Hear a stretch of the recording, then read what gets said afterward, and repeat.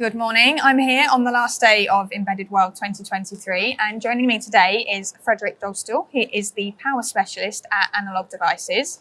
And today we're going to be talking about how to build a low noise power supply. So thank you very much for joining me today. Can we just start with giving me a brief introduction of yourself? Absolutely, yes. So my name is Frederik Dostal. I work at Analog Devices. I've worked in the power management field for the last 22 years, and I'm considered to be a power management expert for the company.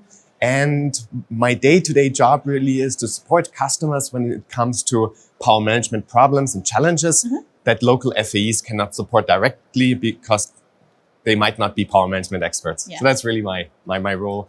And the official title is SME, which stands for Subject Matter Expert, which is a fancy word for an FAE. Yeah, fantastic. And tell us a little bit about Analog Devices as a company. What is it they do? Yeah, so Analog Devices is one of the largest semiconductor companies in the analog domain. And we mostly do analog integrated circuits, but also a big focus on mixed signal, of course. Yeah. And there's some digital. I think nobody gets away from the digital bit nowadays, right? And Analog Devices became really big long time ago in the analog to digital converter domain. But with recent purchases of the company Linear Technologies and Maxim, we're also very big in the power management space now. Excellent. So as I say, we're going to be talking about how to build a low noise power supply. And switch mode power supplies generate noise. But why is it important that noise is limited? That is a very good question. It is definitely important. There are multiple reasons. One of the reasons is just that if you generate too much noise, your whole system might not work as intended.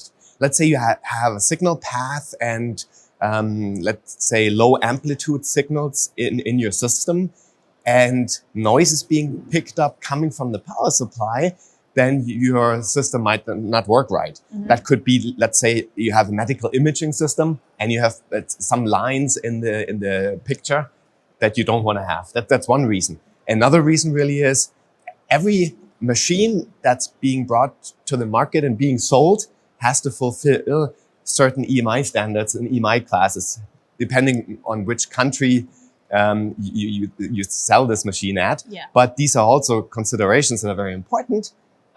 So most systems, actually, most electronic designs have to be tested eventually before they're being sold. Yeah. And that's when some people are surprised because the EMI might be higher than intended and expected.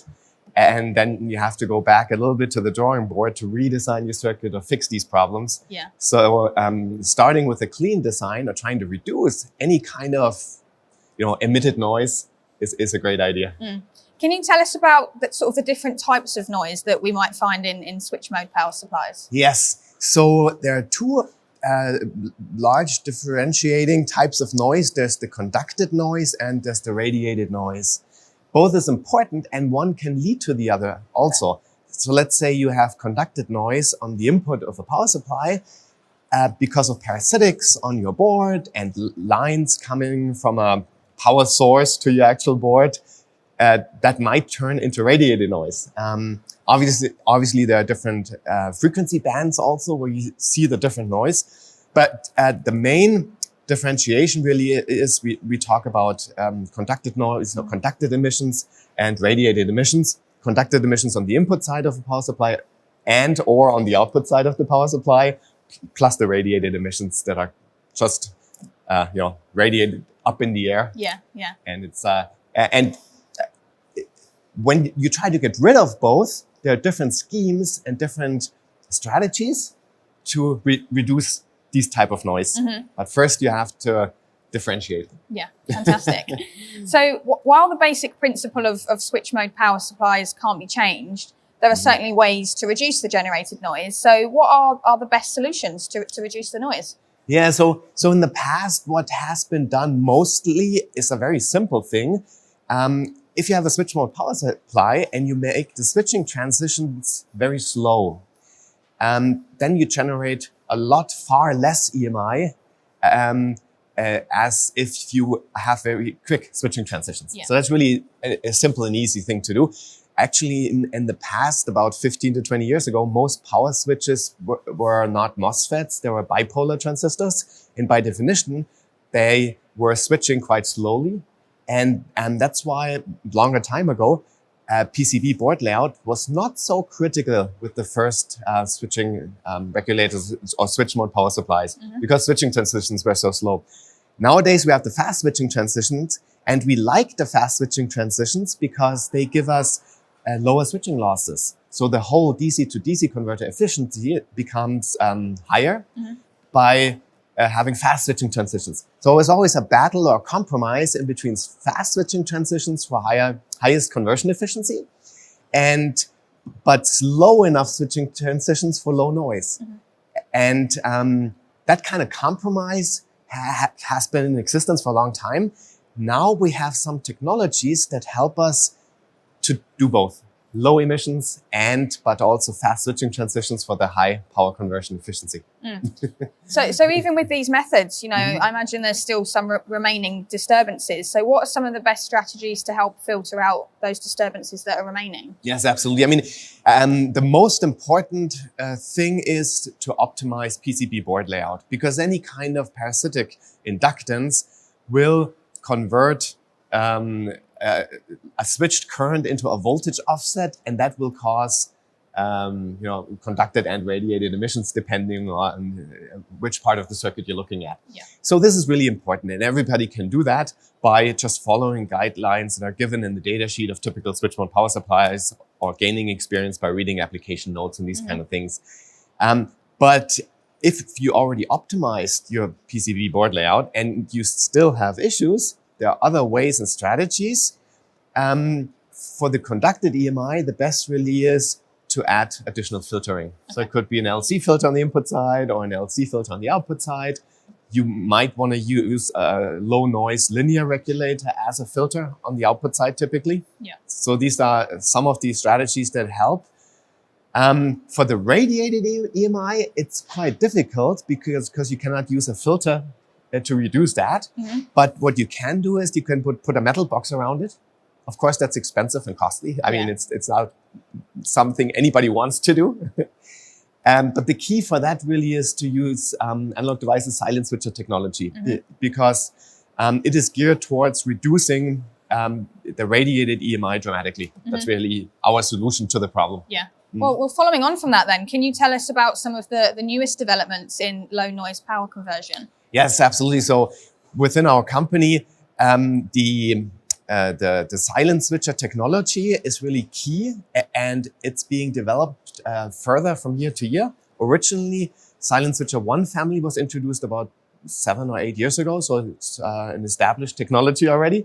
And then about 4 or 5 years ago, we introduced the silent switcher 2 family, and they integrate also bypass capacitors symmetrically for the input within the package of the component.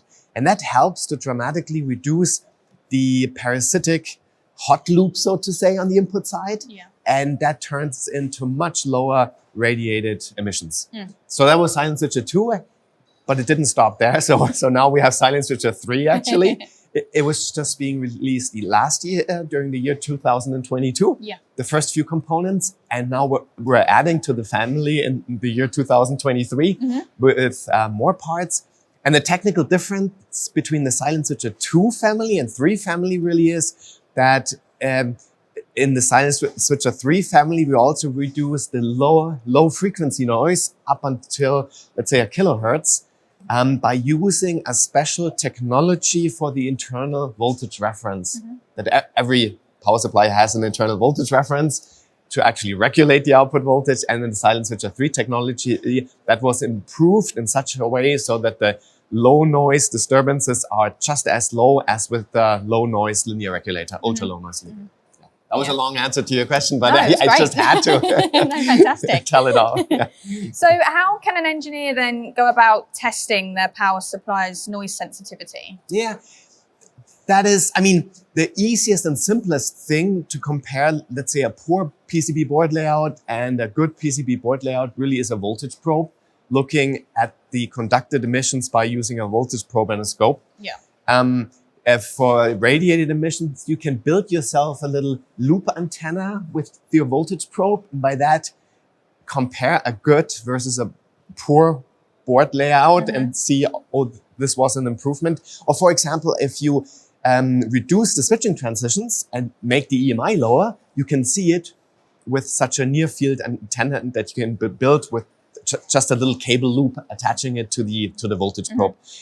Of course, then you don't have an official comparable measurement for EMI purposes if you want to introduce your electronic circuitry to a market. Yeah. For that, you have to go to a measurement house, or you have a measurement chamber in your company. Yeah. But typically, that's quite expensive to do to get these measurements done. And so it's good to have done your homework before you go there. Yes. And it's also important to know of a few tips and tricks of how to change things around in the last minute to make things pass certain tests.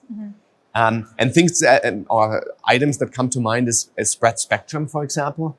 If you pick an IC, a switch mode power supply that has a spread spectrum capability, you might want to have it turned off at first, but in case you run into issues passing certain EMI tests, you can turn it on, and by that reduce certain noise at fixed frequencies, and by that pass the emissions test. So little tips and tricks that might help an engineer to actually pass the test without having to rebook time in an EMI chamber. Yeah, fantastic. And given all that you've said today, there's no possible way to ensure that all noise is eliminated from your application. But can you give us some more useful tips that will help engineers eliminate as much noise as possible?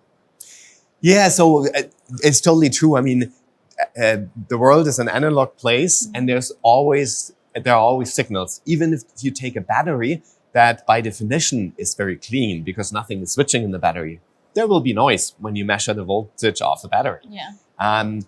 Same with our ultra low noise linear regulators that are lowest noise in the market, but still there's a little bit of noise.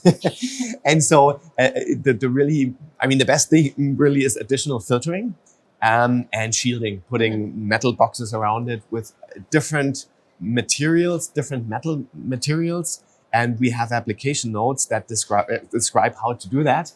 Because when we introduce new devices that are ultra low noise, we have to test them somehow and make sure, this really has such low noise. Yeah. And so we made an applications note.